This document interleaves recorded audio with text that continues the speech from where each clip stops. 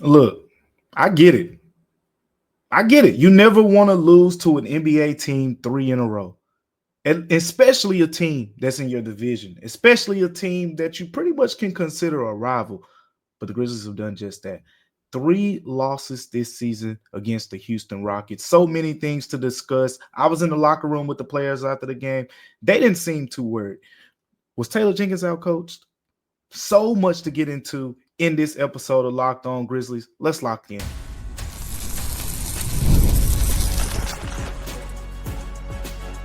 You are Locked On Grizzlies, your daily Memphis Grizzlies podcast, part of the Locked On Podcast Network, your team every day.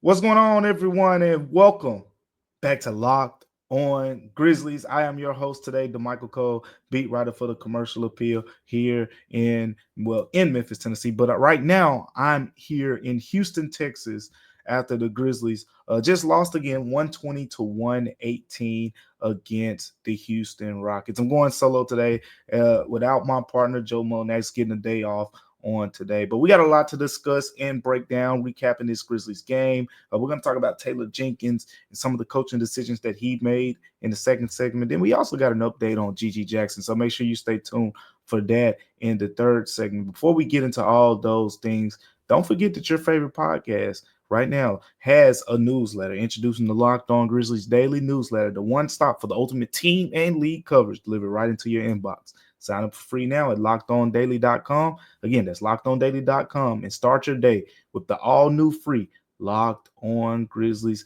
newsletter. Also, remember that today's episode is sponsored by Game Time. Download the Game Time app, create an account, and use the code LOCKEDONNBA for $20 off your first purchase. Make sure you go take advantage of that right now. The Grizzlies had a chance to take advantage of a 13-point lead against the Houston Rockets in the fourth quarter.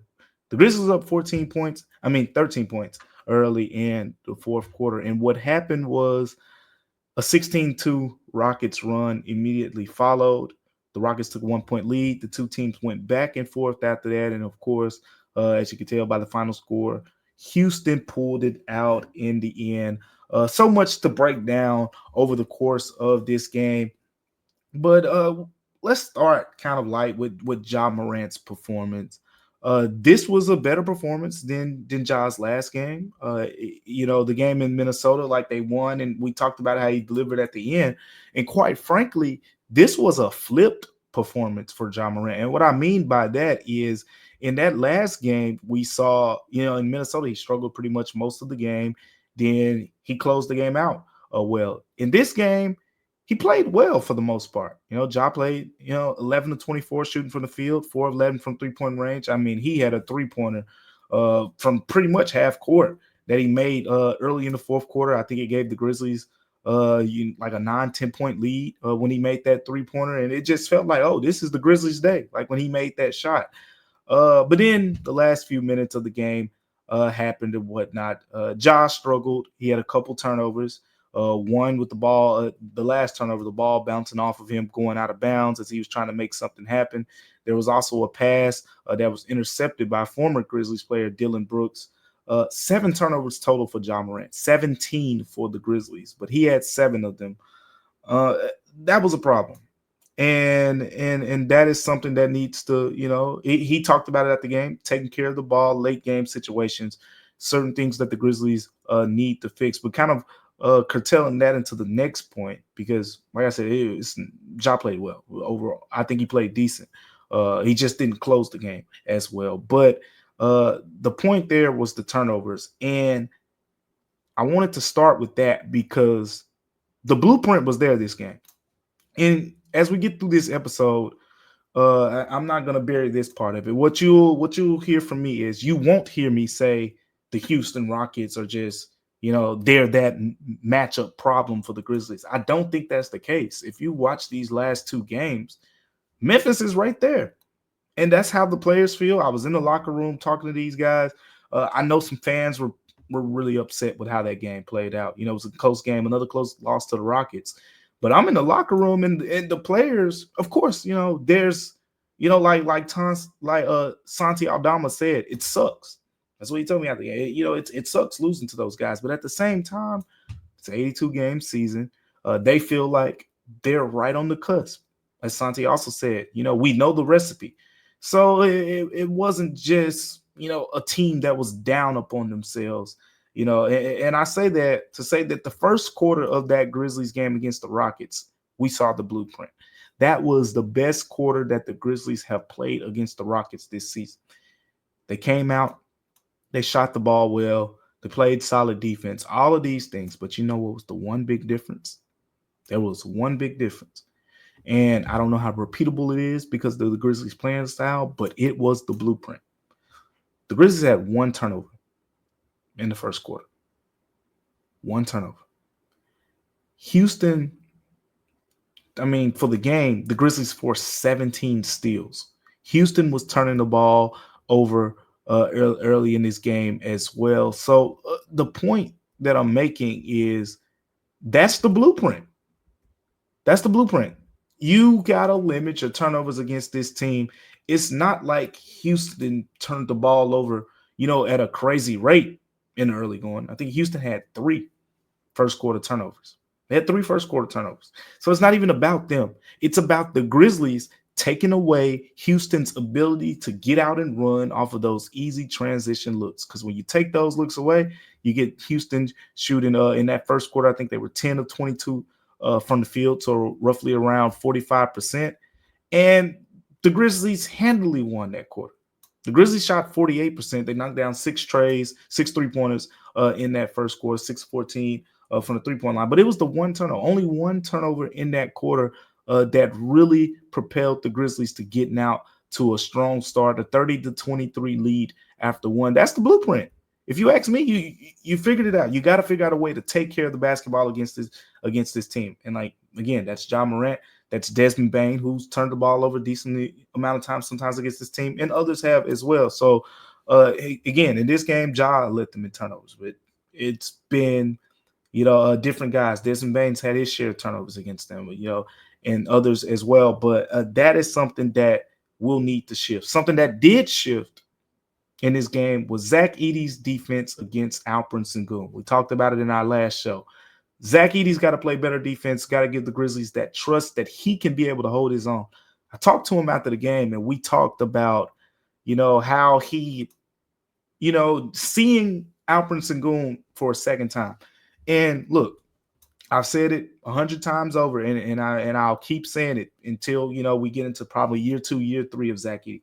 My favorite trait so far about Zach Edey and covering him is his ability to grasp information and use it and turn it into something better. He really shows the ability of, I made that mistake. I'm going to learn for that. I'm going to change it. And he does it. And here was another classic example of that.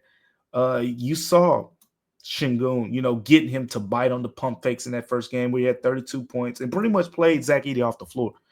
Zach Edey didn't get played off the floor in this game. It was foul trouble. He fouled out of this game with a little bit more than 3 minutes left. Before he fouled out, Zach Edey played around 23 and a half minutes. And in that time, he was plus 11, tied for a team high with Ja Morant. Ja Morant and Zach Edey, when they were on the floor, the Grizzlies were wiping the floor with the Houston Rockets. It was 11-point advantage. But again, Zach Edey wasn't able to close this game because of the fouls.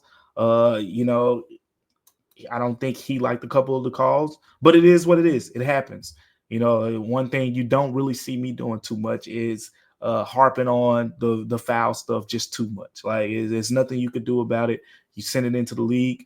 Hopefully some changes are made, and you don't want it to be a reoccurring thing where fouls are going the other team's way and not your way. But with all that being said, look, Zach Edey adjusted. Alperen Sengun, he's a talented player, right? Like, he's going to play well. He's going to do what he does at the end of the day. But this game was different. He shot 7 of 17 from the field, 17 points, 8 rebounds. I think he had 5 assists as well. But his 7 of 17 from the field was the big difference. He was 12 of 20 from the field in that last matchup. Zach Edey and his adjustments were a big reason for that shift.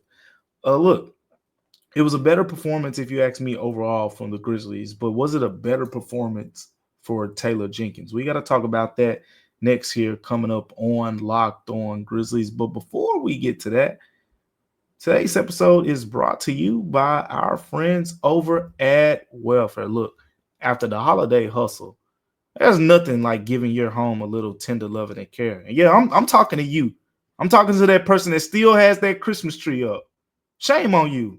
You know when the new year start, you're supposed to put that Christmas tree away. But I'm talking to that person over there that still has that Christmas tree up. And look, I get it. It's always hard decluttering and refreshing that space, but it helps me personally get back into a routine. And when you're tidying up and clearing out things, or you just want to give your space a new look, maybe just to start the year with a new refreshed look, Wayfair has everything you need, and it's all within your budget. Look, if you want some new couches or whatever furniture items you want to need, think about it like this. The free and hassle-free delivery through Wayfair is easy, even for the larger items. Wayfair's site is very easy to navigate. And look, I find it everything I needed in no time when I went on there myself. So look, remember that they have something for every style and every home, no matter your space or your budget. Wayfair will make it easy for you to tackle your New Year's home goals. So go take advantage of this right now. Give your home the refreshing look it needs with Wayfair. Head to Wayfair. That's WayFair.com right now. Again, that's WayFair. Wayfair.com. Wayfair. Every style, every home. Coming up here next on Locked On Grizzlies, we got to talk about the head man. We got to talk about Taylor Jenkins and his performance. Stay tuned for that here on Locked On Grizzlies. Well, Emi Udoka is proven that he's a really good basketball coach, even going back to his tenure with the Boston Celtics, right? He's, as I like to say, he's one of them ones. I like the fact that he coaches his teams to be tough, and you see it. You don't just hear it. It's not just, we want to be tough. You watch the Houston Rockets play, it's hard to bully them. I mean, too many teams ain't just pushing and shoving those dudes out of the way. They know how to hoop, and they know how to play a physical brand of basketball that works for them. Taylor Jenkins, I've said over the course of his tenure, he has brought an identity to the Grizzlies. It's a clear identity, and it works. And it works because they are always near the top of the league in certain key categories. That's what I mean by it works. That is important. If you're going to have an identity, you need to be consistently good in certain areas that are championship-like qualities. You have to be. You don't have to be, but it's a big plus to be a great rebounding team. It's a big plus to be a great defensive team. All those have been hallmarks for the Grizzlies under Taylor Jenkins. Now, with all that being said, did Taylor Jenkins get outcoached in this game? Yes, a little bit. But here's my thing. I feel like sometimes, and everyone's not going to agree with this, I know it, but it is what it is. I'm telling you based off how I feel. And then again, I get to talk to Taylor Jenkins before and after all these games. And a lot of times, what he says makes sense in listening to the players as well, talking to the players after the game. It seems like a lot of times they're on the same page. But with all that being said, he made some mistakes in this game, but that is not why the Grizzlies lost. Let's get into some of the things that I liked. For one, everyone's been clamoring for Taylor Jenkins to play the starters more, right? Oh, they're not playing these guys. The starters average the lowest amount of minutes. Starters in the NBA, all these type of stats, right? Morant played 37 minutes, and he was plus 11 in those 37 minutes, by the way. I'm going to say it one more time. Morant played 37 minutes. Jaren Jackson Jr., he played 30. By the way, he dealt with foul trouble. Jaren had 5 fouls in his games. And by the way, I think that's 7 consecutive games now where Jaren has surpassed 30 minutes. Even before these, he had 6 consecutive games where it was 34 minutes or more, I believe it was. But Jaren is playing a lot. And in this game, he dealt with some foul trouble, 17 points. He still had 3 steals, a block, and shot 6 of 12 from the field. But again, 30 minutes for him, 30 minutes for Jalen Wells, 34 minutes for Desmond Bane. 9-13 shooting from the field, 25 points. This is what people have been asking for, right? 24 minutes, Zach, he fouled out. But this is what people have been asking for. You say, we play the starters more. He did that. Now, I think some people say, hey, you want him to match the Rockets starters minutes? That's a whole nother conversation. Look, I think that's something you can probably do in the playoffs. But the Rockets, we saw Fred VanVleet, 36 minutes. Jalen Green had played 40. Amen Thompson played 41 minutes. Alperen Sengun, 32 minutes with a little foul trouble mixed in. Dylan Brooks played 39 minutes with a little foul trouble mixed in. I think the entire Houston starting lineup played. I mean, the entire Houston starting lineup played 10 minutes, pretty much, almost 10 minutes before a sub was made. That's not usual. So everyone's pointing to the fact that, Udoka's coaching like it's a playoff game. He, to everyone who's thinking like that, I want to point something out. The Rockets, for one, they're naturally not as deep as the Grizzlies. Grizzlies have more players. Two, Tari Eason would have cut into some of those minutes. Those guys would not have played as much. Jabari Smith, who's out with an injury as well, would have cut into some of those Houston Rockets minutes. Those guys would not have played so much. So while it looked like, they played their starters and they're do or die right now, they're playing those guys for the most part because those are their best players who are available, whereas two players who would definitely be seeing minutes in Jabari Smith and Tari Eason were unavailable for them. So that's that. Look, Taylor Jenkins played the starters more. That's what people wanted to see. They also made some adjustments. Again, the Grizzlies made some adjustments. We saw it in the first quarter. We saw it in the first half. They played more sound basketball early on. They forced a lot of turnovers. 17 steals for the Grizzlies in this game. Ja Morant had 4 of them. That they really pickpocketed these guys all game long. And that was something, that aggressiveness defensively was something that that we saw, it stretches in previous games, but they really turned it up, another level. Another thing that I want to point out is Jalen Green just made shots. As Taylor Jenkins said after the game, we threw everything at Jalen Green. Those were his words. We threw everything at him. The dude made tough shots. If you watch that game and you watch some of the shots that Jalen Green made, what were the Grizzlies supposed to do? Even there was stretches where Taylor Jenkins said, look, we tried to make him a playmaker. You know what the result of that was? The result of that was Jalen Green becoming an efficient playmaker. He finished the game with 4 assists. He had 42 points. He was 13 of 18 from the field. He was 5 of 6 from three-point range. He got to the free throw line, and guess what? He didn't miss one. 11 of 11. The dude just had a night, and he's been playing like one of the best 2 guards in the league over the last couple weeks. And the Grizzlies just are running into a hot Jalen Green. It happens. So you would like to hang your hat on, hey, look, that's a great night for him. He's not going to do that every night. Again, he had a great night. You look at some of those shots he made, you tell me what were they supposed to do differently? Especially if you wanted to contain Alperen Sengun, which they managed to do. So if you say, hey, you contain Alperen Sengun, Jalen Green's making some tough shots. The Grizzlies did not play bad defensively, I didn't think. Especially mentioning, again, the 17 steals. Now that I've said all that, I will say the problem that I had with the way that Taylor Jenkins handled this game, because there was something that stood out to me. In the fourth quarter, there was a very small stretch in there where Taylor Jenkins sat Jaren Jackson Jr., Taylor Jenkins sat Ja Morant, and they said simultaneously. This is something, if you've been watching the Grizzlies, they've done this a lot. And I want to shout out my guy Keith Parrish over at Fast Break Breakfast. He actually made a post on X about this, and his post said the Grizzlies played 2 minutes and 55 seconds with both Ja Morant and Jaren Jackson Jr. on the bench. The last 1 minute and 52 of the third quarter, and from 7 minutes to 5:57 in the fourth quarter. In those 2 minutes and 55 seconds, the Grizzlies were outscored 16-3.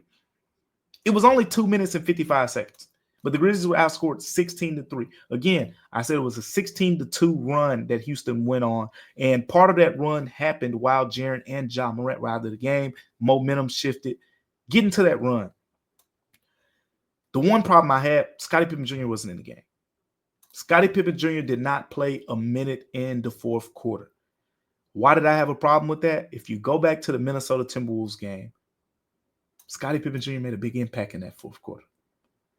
In this game, you put Desmond Bane at point guard.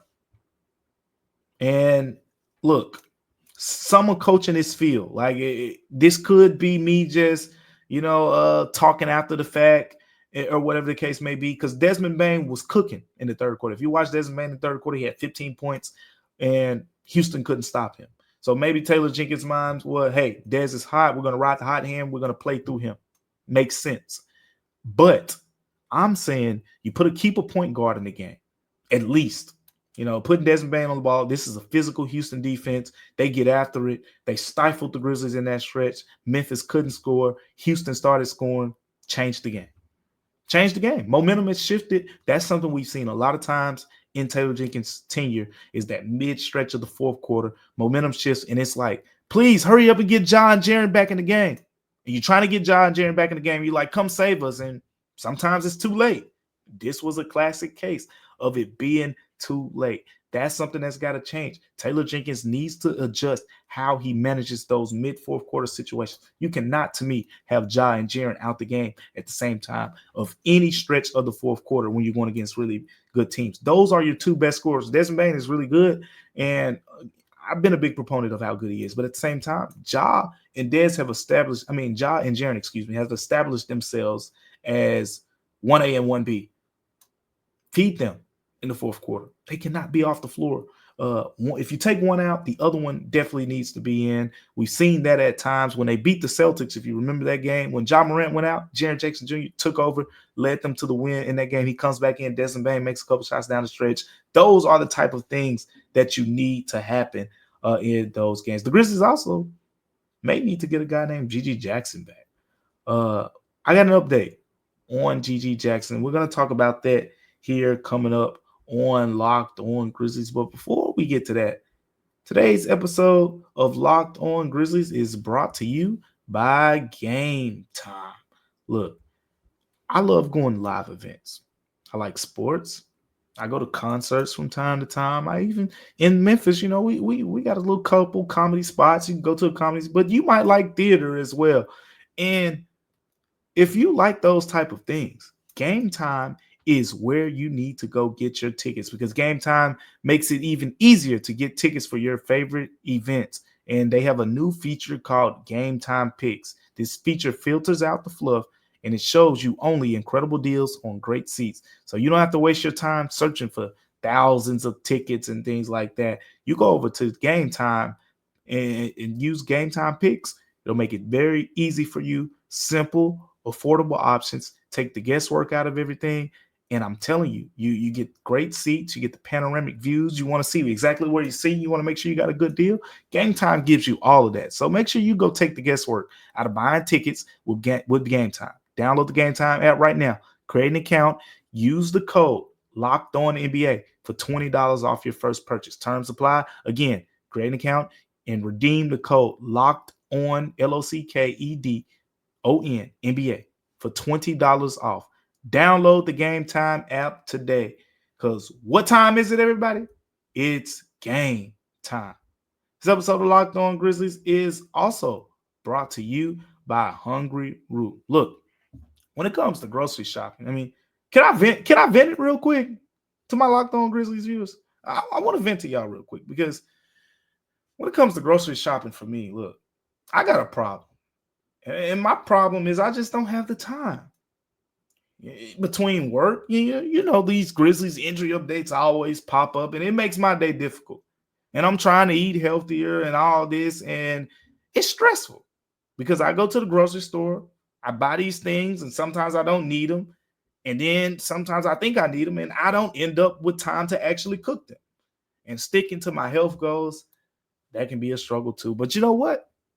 All of that is starting to change for me, because I discovered Hungryroot, and honestly, it's been a game changer. It's the easiest way to eat healthy without all the stress. With Hungryroot, it's like having a personal shopper and a nutritionist all in one. They take care of my grocery shopping, recommended meals and groceries based on my taste and health goals, from anti-inflammatory to high protein and gluten-free options. The best part, every meal is ready in 15 minutes or less. For a guy like me, that's perfect, because I'm talking quick, healthy meals that actually taste great, all delivered straight to my door. It's been a huge time saver for me and has made healthy eating so much simpler. If you want to take advantage of this, because I know it sounds good to you, you like food and you like time. So guess what? You're going to love Hungryroot as much as I do. For a limited time right now, get 40% off your first box and a free item in every box for life. Just go to hungryroot.com/lockedonnba. Use the code LOCKEDONNBA. That's hungryroot.com/lockedonnba. Code LOCKEDONNBA to get 40% off your first box and a free item of your choice for life. That's right, for life. Hungryroot.com/lockedonnba. The code is LOCKEDONNBA. You heard me. Make sure you don't go miss out on this great opportunity to manage yourself over at Hungryroot. GG Jackson is getting close to a return. That is some good news as we get close to wrapping up today's episode of Locked On Grizzlies. All accounts are GG Jackson is much closer than Vince Williams. I've seen them both a lot recently, shoot arounds. They've been doing some rehab works, all that good stuff. And before the game, before the Grizzlies played the Rockets, I asked Taylor Jenkins, I said, what's left? Like, what more do you need to see from GG Jackson and Vince Williams to kind of say, hey, check, they're okay to play. It's time to put them on the floor. Taylor Jenkins basically said that GG Jackson has pretty much crossed off every box. Every box is pretty much crossed off at this point. What they need to see from this point forward from GG Jackson is pretty much just reconditioning, getting themselves conditioned for basketball games. How they're going to do that, they're going to throw them in some 5-on-5 stuff, which surprised me. What did surprise me was he's probably going to play a couple G League games to get some time under his belt. That's kind of something that the Grizzlies have said a couple times now. They're going to throw him out there in a couple G League games. So that's kind of what they have planned for GG Jackson. Vince Williams is a little bit further behind. In the case of Vince Williams, he's been doing some on the court work and things like that, but he's about to start to ramp up with more on the court work. GG Jackson's already been doing all that. So it's different levels. So I think we'll see GG Jackson back here sometime really soon. I think the real tell-all sign will be when he gets sent to the Memphis Hustle. He plays a game or two down there, how he looks, comes back up, and then he should be ready to go. And Vince Williams should be shortly behind that after the fact. So things are trending up. Again, we've been trying to keep you guys updated with everything that we're hearing in terms of GG Jackson, Vince Williams Jr., Marcus Smart. I also got to catch up with him recently in Houston. Seems to be trending up as well. Again, the Grizzlies have him listed as week to week. So we're going to see, what that means for him. Because, look, again, you can say whatever you want about a guy like Marcus Smart. But I tell you what, Santi Aldama said something that, shout out to our everydayers. If you're everydayer Locked On Grizzlies, you've heard me say there's a certain type of team that we're starting to see it, that the Grizzlies have struggled with this season, and not just this season, over the last couple years with the playoff runs and all that. When they played the Minnesota Timberwolves in the playoffs, and that series was a struggle. When they won that series, when they lost against the Warriors, when they lost against the Lakers, and then even in the losses this season, the Clippers lost, the Mavs lost, losing to the Lakers, and of course all the losses to the Rockets. These are teams who in some way, shape, or form either embody toughness, or when they played the Grizzlies, they were the tougher teams. The physicality, won the Grizzlies, or the Grizzlies in some way, shape, or form were complaining about, some things. But when you get a Vince Williams Jr. back, who's a dog, and you get Marcus Smart back, whose game pretty much embodies physicality, and then you get GG Jackson, who's put on, as I've said on the show, 20 pounds. So you're talking about a 6'9", 235-pound, 20-year-old coming downhill. Well, you're going to be ready to play physically with whoever, because those three dudes will embody just a sum of what the Grizzlies are missing from that standpoint. But we'll talk about more of that as those dudes start to get back and whatnot. But remember, everybody, that Locked On Grizzlies has a new daily newsletter out there. Shout out to my co-host Joe Mullinax. He's been mainly manning the Locked On Grizzlies daily newsletter. Remember, it's the one-stop for ultimate team and league coverage delivered right into your inbox. Sign up for free now at lockedondaily.com. That's lockedondaily.com, and start your day with the all-new free Locked On Grizzlies newsletter. I want to thank you guys for tuning in to Locked On Grizzlies with me on today. Me and Joe Mullinax will be back with you for tomorrow's episode. I'm going to be shoot down to San Antonio for these games. Does anybody got any recommendations or anything to do in San Antonio? I need some recommendations. I've never been to San Antonio. It's one of the few places I haven't been yet. I don't know what in the world I'm about to do. I already know about the Riverwalk, so spare me the Riverwalk thing. I'll check it out if it's not too cold, whatever the case may be. But if there's anything else to do in San Antonio, please let me know. But until then, remember that you can listen or watch Locked On Grizzlies wherever you listen or watch podcasts: Apple Podcasts, Spotify, Stitcher, anywhere you get podcasts. Locked On Grizzlies is there. Until next time, I'm Damichael Cole, and we'll see you on Locked On Grizzlies.